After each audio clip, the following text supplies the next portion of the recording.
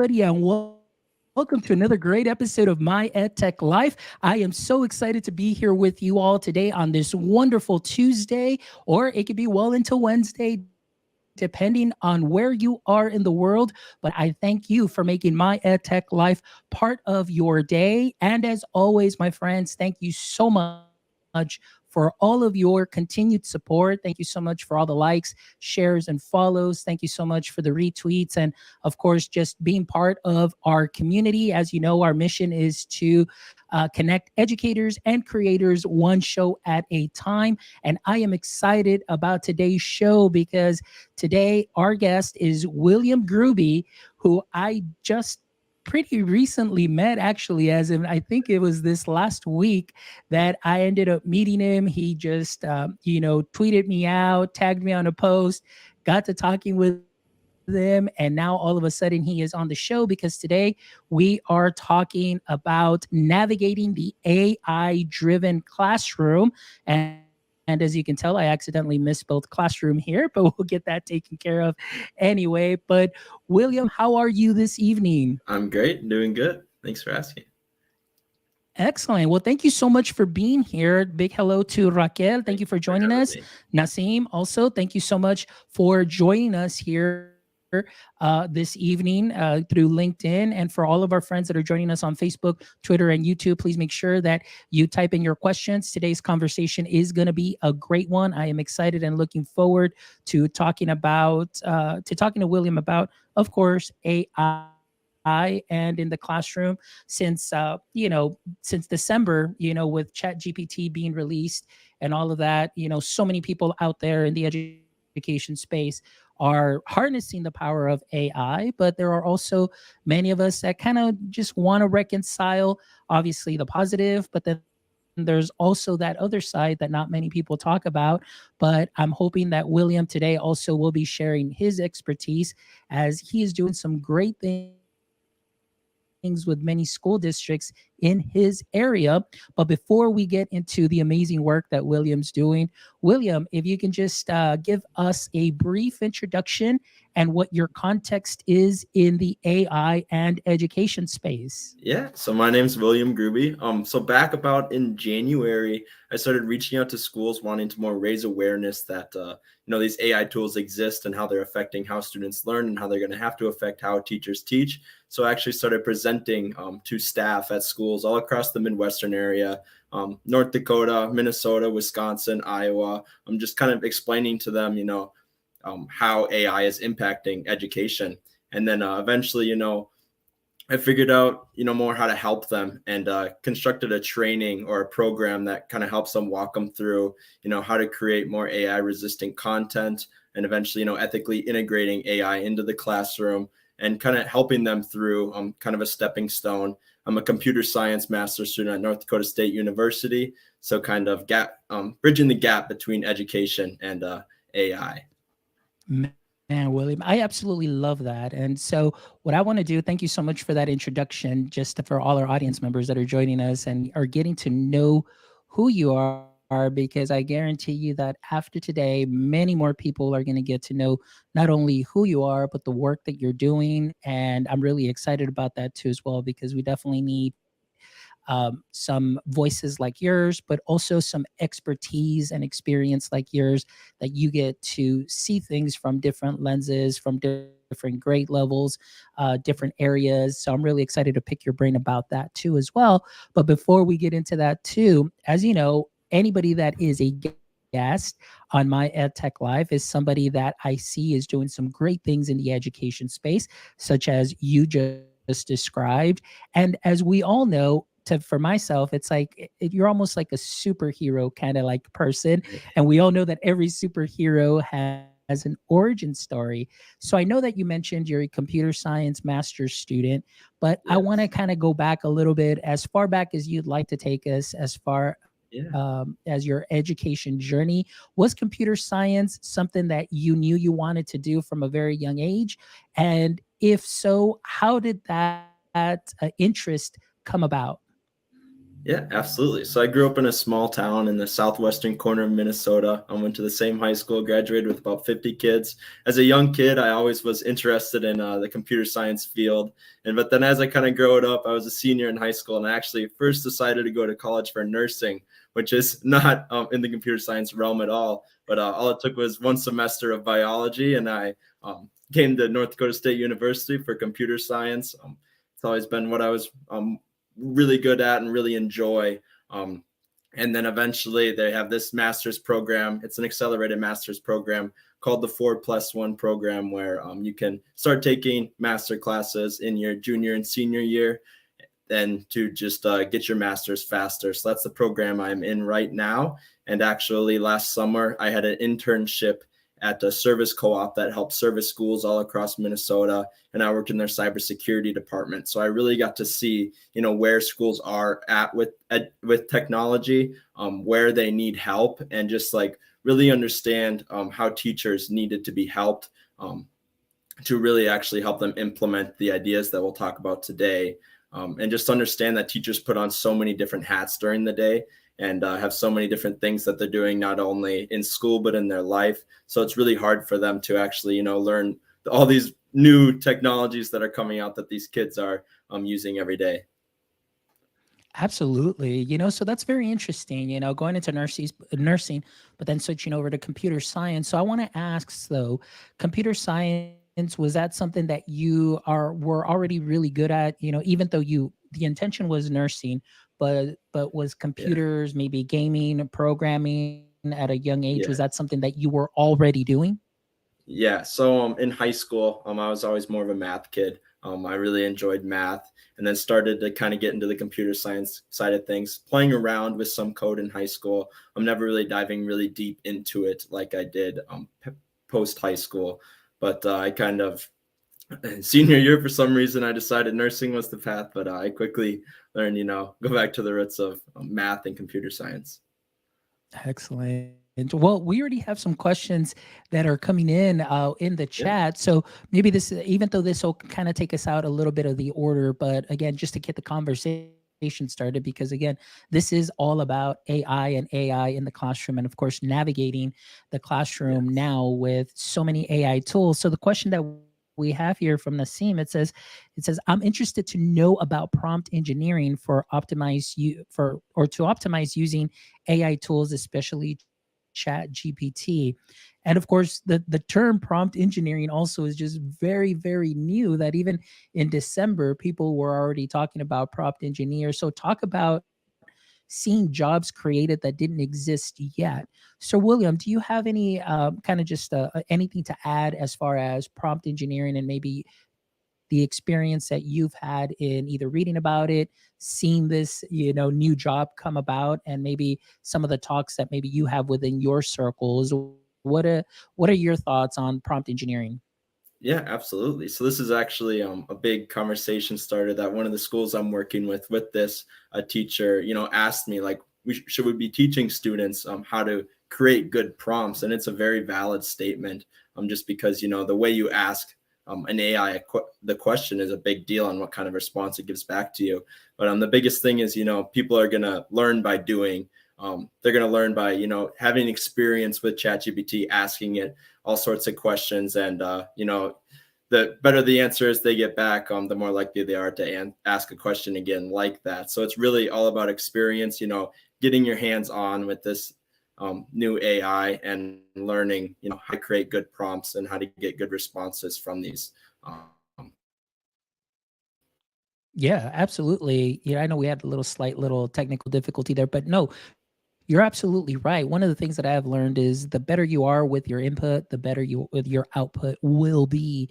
And so again, that's something that is a great resource and a great tool. And not only that, but a teaching experience for our teachers within our classrooms. As we know, this is something that um, is definitely going to be, I consider, the future of work. And as you know, even a lot of companies having these job postings now, and so many people that are out there creating, so many different prompts, and they've got scripts, they've got, Notion, they've got Notion pages, they've got all of these pages where you can go and get some resources to get you some amazing outputs. And so I completely agree.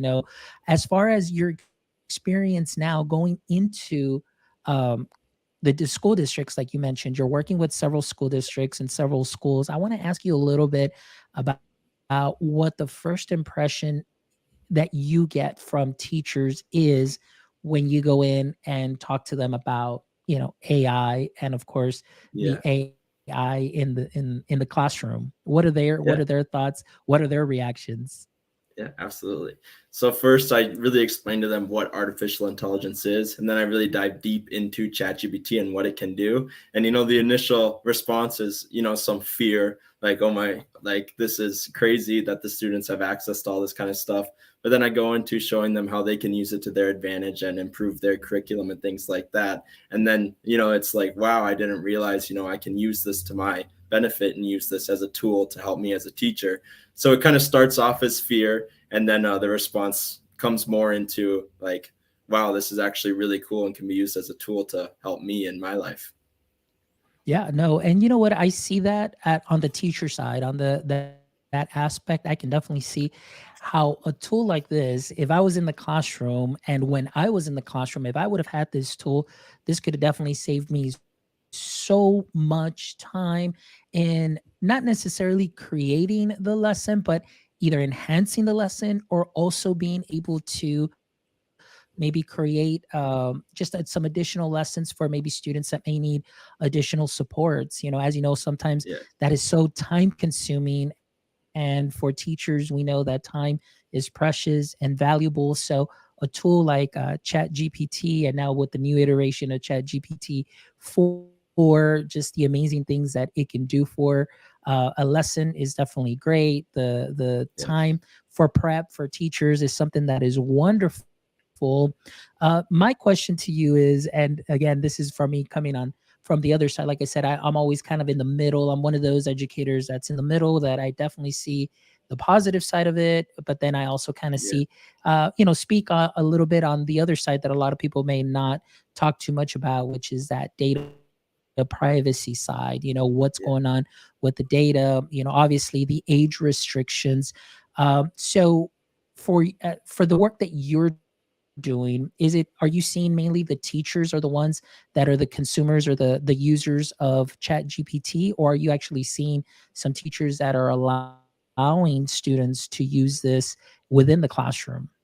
Yeah. So mainly what I'm doing is just directly with the teacher, how they can use it to, tweak questions to be more AI resistant and have more critical thinking in them, how to tweak lesson plans to be more AI resistant. And so kids are actually learning more in school than they are on take home assignments. Cause, kids always, learn from doing.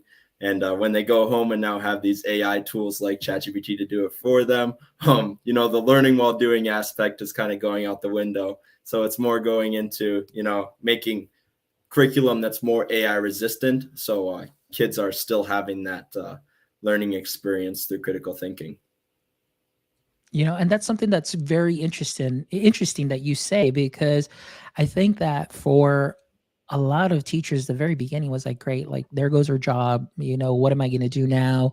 And oftentimes with innovation and new things, there's always that onset fear at the very beginning, the unknown, and then you just kind of learn how to navigate. And thanks to somebody like yourself that is able to go out there and just kind of put teachers at ease, but then at the same time showing them the magic that can happen and can occur, is definitely something that is well needed. And I'm sure that it's well received because of that time aspect and just being able to change the lesson, like you said, still building those critical thinking skills. Because I mean, one thing that I have seen is even with Chat GPT, really it's a fancy Google search in the sense that, if a student, and I think for a lot of teachers, they know their students, they know their writing styles, they know what kind of output you normally get. And so for a student, like you said, that may want to go home and just say, hey, I'm just going to go ahead and put the prompt in Chat GPT, usually the answer is going to be like the top three hits in Google kind of kind of put Yeah. together, as that's what's going to happen. And there isn't much of, their voice in it. There isn't Yeah. still a lot of thinking because you're just asking them to produce. But I love your spin on it, what you're doing in helping them create assignments that are more AI resistant, where the students will still have to use their critical thinking skills, Yeah. collaboration skills. They're going to have to communicate. They're going to have to curate. They're going to have to cite. And most importantly, that citation portion of it is being able to find, sources that are reliable, not just depend on Yeah. what the output is and just say, okay, I'm going to turn in my paper. Because again, Yes.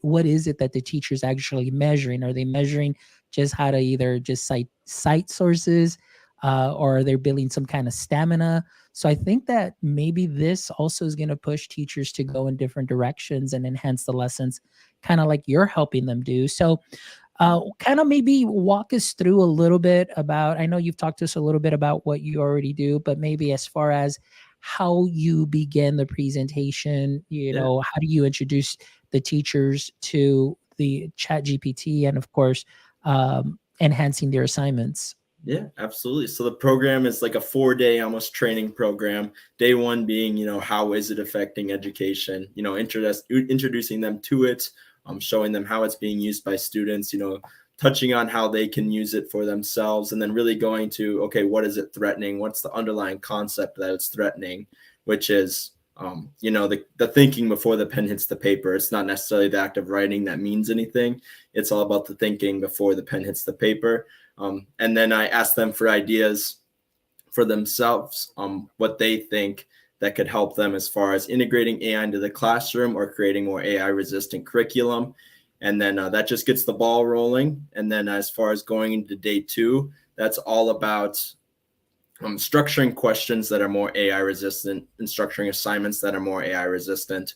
And then day three goes more into structuring, how in-class activities are more AI resistant and how to get kids to, build that critical thinking skill that can withstand technology's advancements in school rather than what it used to be doing on homework assignments. And then day four is, how can they use it for productivity in their teacher's life and in their everyday life, just making, if they have less time focusing on making presentations, which I saw Canvas today released I saw it on your Twitter fonts where they released the presentations where you can ask it to make certain presentation. It loads like that, which is going to make the teachers' lives way more efficient. And then they can more focus on, optimizing the lesson plan to set their kids up for future success in this more AI driven world. And that's something that's great. Like I said, how fast this is moving. I mean, it is moving so fast that a lot of us can't even keep up. And more so as far as teachers within the classroom that still have to do their curriculum, but on top of this added layer of tech that's coming in. And just like you mentioned, the release from Canva, where it's now you have your Magic Designer, and it's very similar to the Microsoft Designer too, where you just type in, Yeah. okay, what is it that I need? I need slides for this. Now, what I like about it is, number one, you're not starting from scratch. Now, for a teacher to already have something on those slides is something that is great. But at the same time, we need to make sure that, hey, let's go ahead and look through this, make sure that it aligns with our lessons and so on. But Yeah. again, now it's you're not starting from scratch, and now the editing part of it that aligns with your state standards and all of that definitely becomes so much easier. But not only that, Yeah. like you mentioned, you can take a deeper dive now because you're not stressing out on where to start. You don't have to even worry about formatting your slides anymore. Everything is already done for you, and now you just really sprinkle on that greatness into your slides. And then also, even Yeah. for students as well, I believe that the creative or creativity component also as well can be easily heightened, where oftentimes it was just very transactional, like, here's your assignment, okay, I turn it in, here's your grade, and that's it. But now it's like, all right, guys, let's take a look at this assignment, but this is what I would love Yeah. for you to create. And again, I think that that's something that can definitely enhance their learning in the classrooms. Absolutely. All right. So my next question to you is also as well, and let me see. We've got Mel. Hey, here we go. We've got Mel joining us. And let me see. Thanks for inviting a student. It's cool. Okay. So this is Mel. Mel is joining us from Colombia. So thank you so much, Mel, for Nice. joining us. I really appreciate you, all your support as well. So William, let's, again, going back to that piece on reconciling. My next question to you is, you know, how does your program, when you talk to teachers, address some of those ethical concerns as far Yeah. as AI and data privacy? Maybe tell us a little bit about that and your thoughts on it too, as well.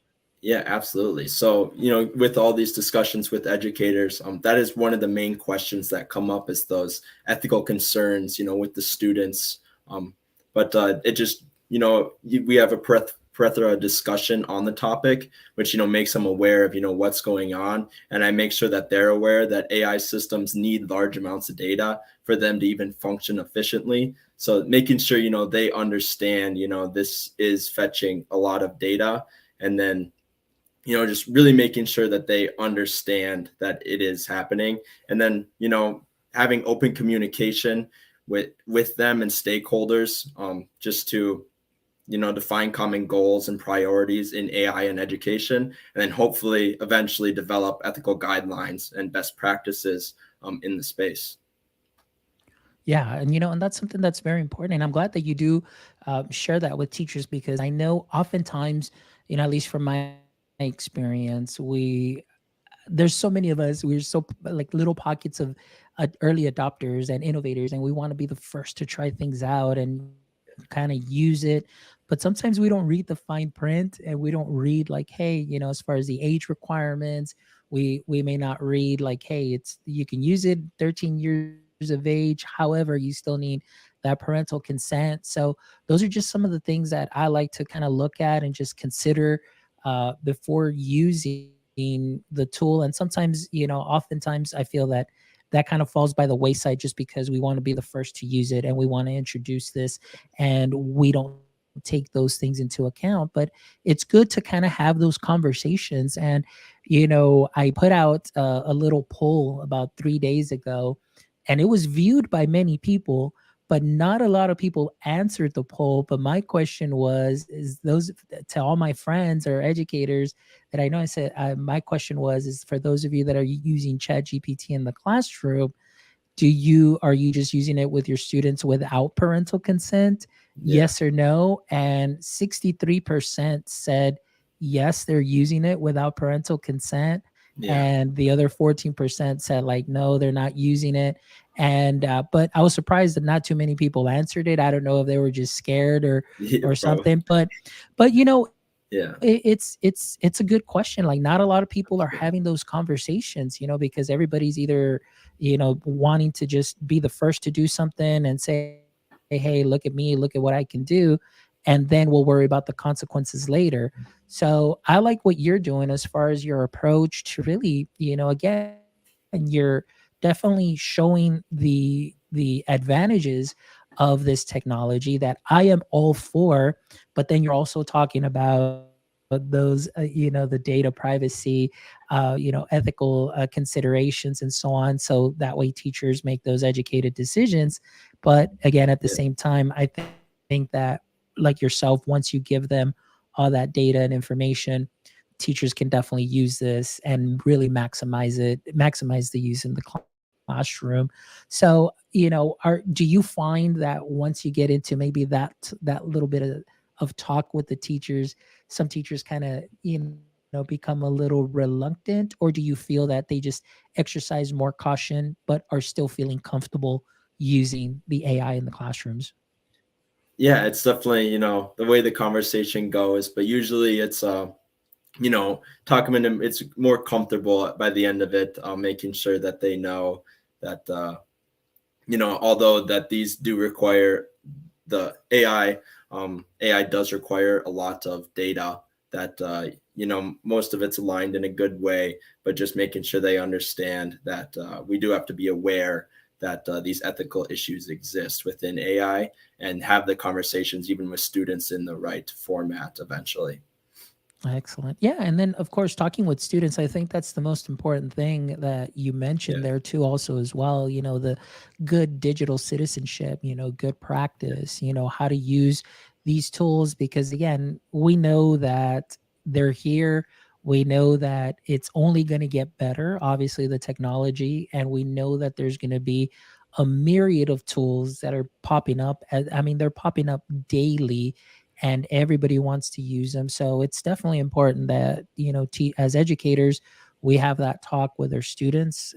Proper digital citizenship, I think that will help out significantly. And then also, like you mentioned, even with something like Chat GPT, don't be putting in your personal information on there, or things of that sort. Use it for what it is, a research tool, Yeah. something that's going to facilitate, maybe just a writer's block, or just to give you an idea, or generate something like that that's generic. I mean, we do that with Google, but definitely ChatGPT does it way better and a lot faster Yes. and more efficient, that's for sure.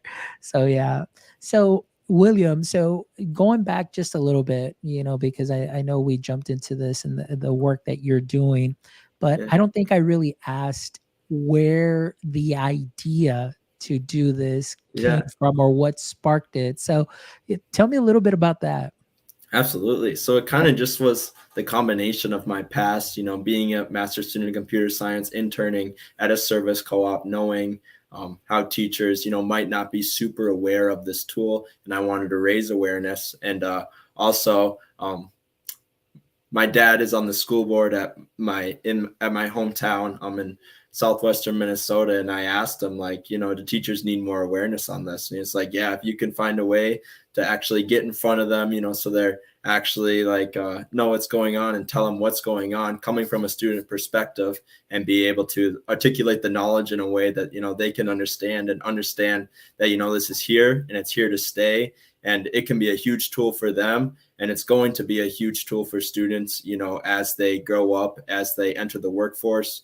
You think of the 15-year-old that is going to be 25 entering the workforce. What he has as an AI tool when he's 25 is going to be exponentially better than what we have now. So just really understanding that it's here to stay, and it's only going to keep getting better and better, and understanding that it's a tool that is going to be continued to be used in everyday life. So really just the whole idea came from raising awareness for teachers, and then the presentation idea came from my father, and then the training idea. I actually had a poll in the presentation that asked the teachers, how can we actually help you implement these ideas? And pretty much 90% of the answers was AI training, or more time to spend with AI, someone to help me understand how to use it. So that's where I kind of articulated the training from. And then I took the ideas from the presentation, the creating AI resistant questions, integrating AI into the classroom in an ethical way, or using AI to help make AI resistant curriculum in their classroom, and turning that into a kind of a 4-day training to really help them, walk them through how they can actually implement these ideas into their classroom. Nice. That's excellent. Well, that's great that you had that opportunity, and obviously the vision to be able to do this at such an early stage, and of course helping so many educators. So now my question to you is, because I know you are still you're a current master's student in computer science. So Yeah. I'm also curious because, when I started my semester for my doctoral studies in January, ChatGPT had come out, in December. So I was like, okay, so what are the profs going to say? What are their thoughts? And really, at least in my program, my prof was kind of really cool and just said, look, I know that this is out there, but if you submit something and I have a question on it, maybe I'll contact you and so on, and we can talk about it. And if something needs to be rewritten, it totally can. We know that many colleges were like, we're going to ban this, we're going to like fail everybody who's using this or cheating and so on. I want to ask, from your lens of being a current master's student, at your university. What stance did your university take on the matter, and has it tightened up more? Has it kind of loosened up? What has been your experience? Yeah, absolutely. So surprisingly, there hasn't been a ton of discussion as far as in class, in college with ChatGPT. Um, but when ChatGPT 3 was released, the answers it gave were super shallow. Um, so I think that's kind of why, because when you get into more of the higher level courses, ChatGPT 3 wasn't very good at answering lots of those prompts accurately. It gave you very confident answers, but sometimes they weren't always accurate. But as this ChatGPT 4 is coming out, and I've been using it, but when it really gets released to the public in full, I think that's going to completely change. And I really hope that they are able to take the stance that, completely terminating the arms race that's between education and anti-cheating technology, and making it more impossible to cheat by the way the curriculum is given, and really having those critical thinking questions. But it'll be interesting to see what happens in the future. But as far as right now, my professors have talked about it because they use it themselves, but there's been no curriculum tweaks or messages from like the university itself about ChatGPT so far. There you go. And I've seen and on LinkedIn, I think it's Ethan Malik, that professor, he's been putting out some great stuff, and he even included it in his syllabus, stating like, yeah, I want you to use this. However, you're going to cite where it is that you used it and why you used it. So, Oh, yeah, wow. he saw it as a tool and said, I know that you're probably going to use it, but I want you to tell me why and how, and just give me a little explanation. And so I thought that that was great, because again, it's going to kind of force the student to, all right, if I'm going to use it, let me see, what am I using it for? Yeah. Give some explanation, but still the learning is taking place.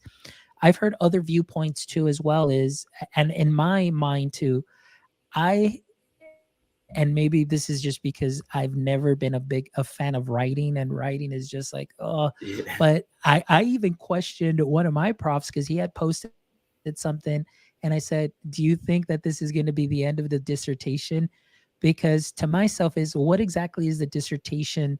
I know there's research that goes behind it. It's going to measure, I guess, how well you do research and how well you do an experiment and those things, and Yeah. you put it down. But to me, I'm like, well, can't I just show you how much knowledge I can, share with you via a capstone project, where I can show you, either create a portfolio or create a learning artifact at the end, like a project or something. There'll still be some writing, but it's not going to Yeah. be, 200 pages of dissertation where I'm going through coding data and coding, interviews and things of that sort. So I know that there has been that school of thought of, what is it that the professor's actually measuring? Are they measuring stamina, like writing 20 pages Yeah. and citing sources, or are they actually measuring learning? Because you may not need 20 pages to show that learning took place. Yeah. So now there's a lot of questions that are up in the air, within the higher ed space. And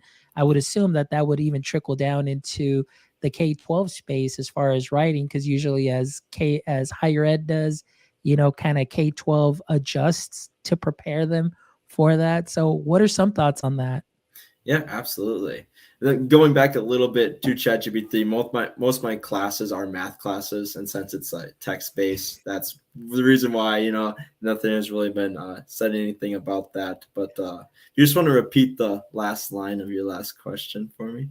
Oh, well, my question is just like, what are your thoughts on, as far as the writing component, maybe in higher ed, as far Yeah, as, you know, dissertations or 20-page papers, yeah, because I can easily show you maybe in 5 pages, what learning took place rather than the 20.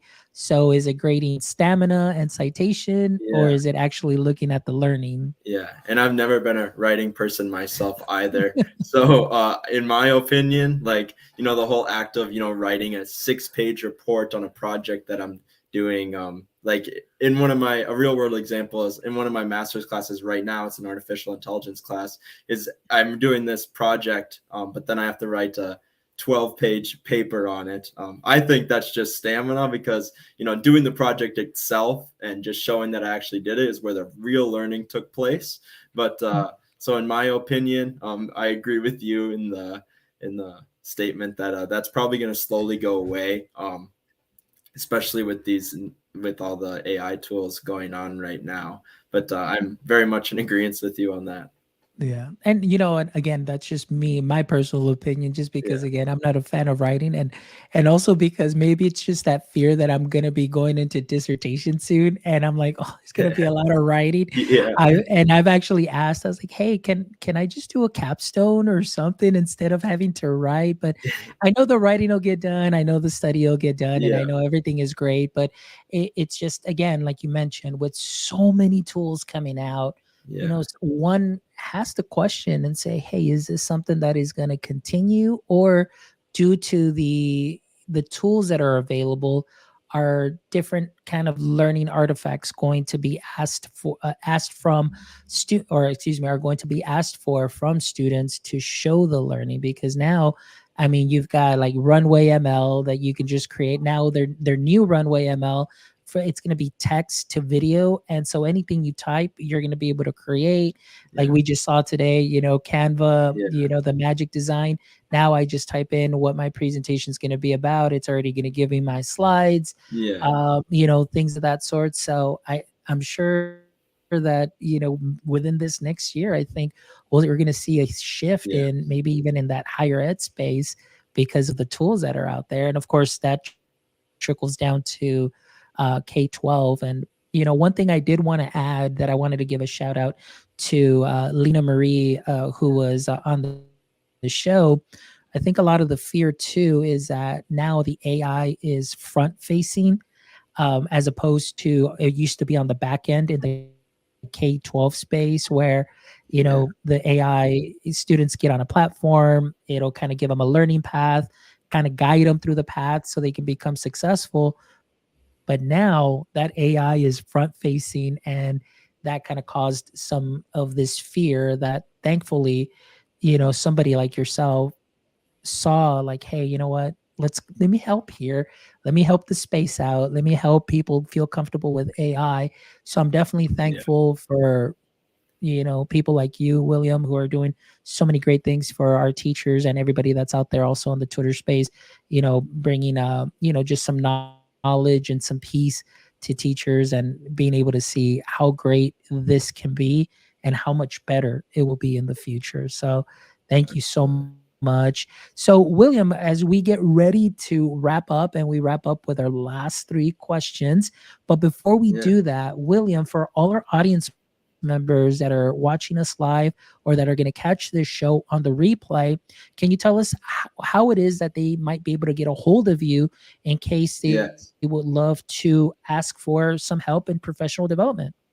Yeah, absolutely. So if you are a school district that is looking for help, if you go on to groovyeducation.com, that there's a scheduled meeting there. If you schedule a meeting, I'll walk you through, my process of the training, and show you what we can offer and the program and how it will benefit your school, and how we will actually walk your teachers through it and help them ethically do this for themselves and for their students. If you're looking just for an inquiry, you want to get a hold of me, you can go on my website, go to the contact me on the bottom of all the pages. There's a little form you can fill out, and you'll reach my email, and I'll get back to you as soon as possible. You can also reach me on my Twitter as well. Shoot me a DM, and I'll be sure to respond to you. Excellent. I've been sharing Yeah. your website and I've been sharing your Twitter handle also. And of course, all of Awesome. that will be on the show notes. But William, thank you so much Yeah. for sharing all this wonderful insight. But before we go, this is one of my favorite segments of the show here, where we end with the last three questions. So, William, saying, of course, it's a little different because you are an educator, again, because you're out there educating teachers, Yeah. but that wasn't your traditional route. But my question Yeah. to you is, normally I ask, what is your current edu kryptonite? But now what I want to ask is, what is your current AI kryptonite? Yeah. So like what Remember, what do you kryptonite mean is particularly well, by kryptonite? Yeah, kryptonite. So Superman, what made him weak was kryptonite. So that was Okay. like Yeah. kind of like what made him like, I guess, drain his power, per se. Yes. So in the current state of AI, what Yeah. is your AI kryptonite? What is it that you either see or hear as far as a practice, or something that just makes you like, why? Yes, it is definitely kind of the lack of critical thinking skills that students are facing right now. Since because all education is not adapted to these times of AI, kids are missing out on years, or not necessarily years, but they're missing out right now on that critical thinking skill set. So you see kids that are just merely asking AI and using it more of a crutch instead of a tool. They're really missing out on that critical thinking aspect, and it might set them back as far as when they get to the real workforce. We have all this information at our hands, and the things can do calculations so fast now. So the students that are able to actually use AI as tools, and take all this information that we can get so fast, and take all the calculations that we can do so fast with online tools, and actually apply them in meaningful ways. With that critical thinking skill set, they're going to be so much farther ahead of a student that merely was using AI as a crutch and never really learned how to take what AI gave it and use it in a meaningful way. All right, great answer. Thank you so much. Very insightful. A lot of good stuff there, William. All right, question number 2, William, is if you could have a billboard with anything on it, what would it be and why? Hmm. I would say probably let's use AI as tools. All Yeah. right. There you go. And I love what you said that, or the way that you said that, because AI is a tool. So, I Yes. mean, again, and we know that for several of our tasks, we have to pick the right tool for the right time. So, again, sometimes we always hear the phrase in education is like, don't just use the tech for tech's sake. The tech is a tool to help you either enhance the learning, augment the learning, or substitute a portion of the learning, or redefine the learning. So again, I love what you said there, because that's the way that I'm taking it, is like you can definitely Yes. use AI for all of those things. So yeah, definitely. All right, William, the last question. Let's say that this was the Groovy AI podcast. Yes. Maybe that might be coming up in the future. I don't know, William. The Groovy AI podcast, and I was your guest. What would Yes. be one question you'd like to ask me? Absolutely. So if I was the host, and I was having you on, I'd probably ask you, in what ways can we best teach these these teachers and these students about that the data laws with AI, and all the ethical concerns as far as with data privacy and algorithmic bias. Yeah, actually, that's a great question, because that's something that, of course, I've been sharing a lot of and doing a lot of my research on that Yeah.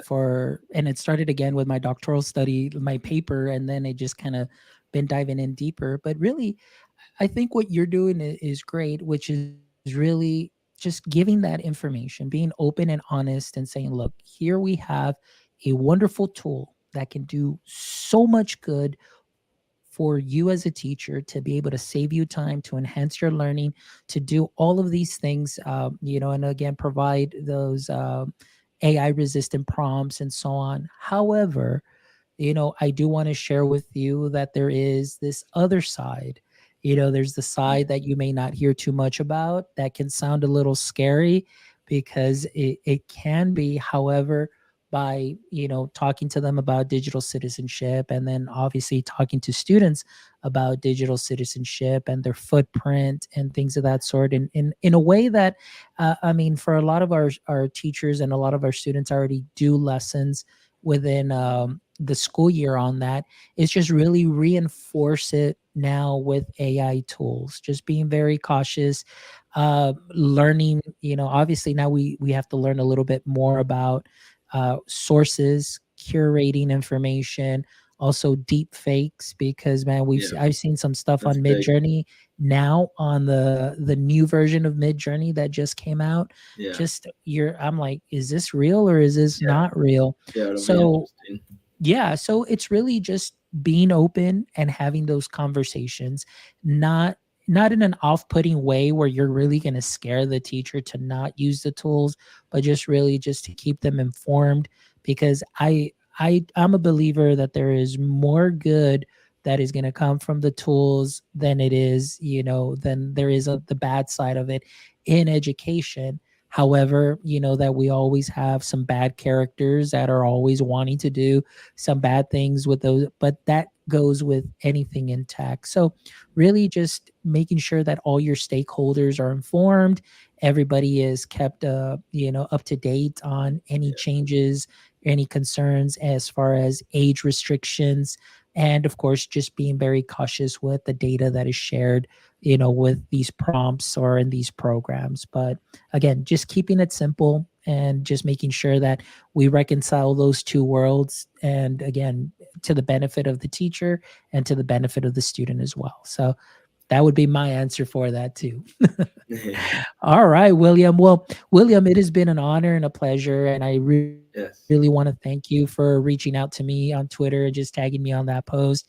It was great to have met up with you, the last couple of days, and now it's like, hey, you're on the show, and I'm thankful again for Yeah, what you're doing, what you shared, and just keep doing what you're doing, man. I'm really excited about what is ahead for you because of the great work that you're doing, and how you keep up to date with all the tech that is out there. yeah. So maybe within 6 months or so, maybe I would love to have you back just to see how Absolutely. things have changed, how have they grown, or just to see Yeah. things from your perspective too as well. I'd definitely appreciate that for sure. Yeah, and I appreciate you so much for having me on. I was just somebody that tagged you on a Twitter, and then we hopped on a call and we discussed all these issues together. And I really appreciate and thank you for everything that you have shared with me. Absolutely. And that's what we're here for. So, for all our friends that joined us today, thank you, Mel. Thank you, everybody. Those of you that are going to be catching this on the replay, thank you as always for making my EdTech life what it is today. As you know, our mission is to connect educators and creators one show at a time. So, please make sure that you visit our website at myedtech.life, myedtech.life, where you can check out this amazing episode and the other 185 amazing episodes with educators and creators that you can definitely learn something from.